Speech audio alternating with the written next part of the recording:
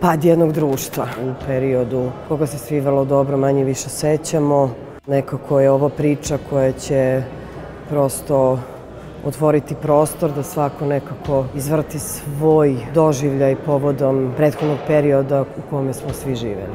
Ostavljam nekako publici da prosto donese sama zaključak kakva je zapravo uloga koju sam ja imala priliku da igram. Ono što bih svakako rekla da je to jedna dostojanstvena žena, žena sa kičmom, jedna hrabra žena koja je zbog sticaja okolnosti u kojima se našla morala prosto da preduzme neke drastične korake kako bi zaštitila sebe i svoju porodicu. Po svom sadržaju, po glumačkoj igri, po rediteljskim rešenjima koji su dosta neuobičajeni, novi i zanimljivi, po fotografiji Dušana Joksimovića, po scenografiji božanstvenoj i samoj produkciji Firefly. Mislim da je nekako ovo projekat koji je nekako sveobuhvatan na svim nivoima i nešto sa čime srpska kinematografija može onako baš da se ponosi.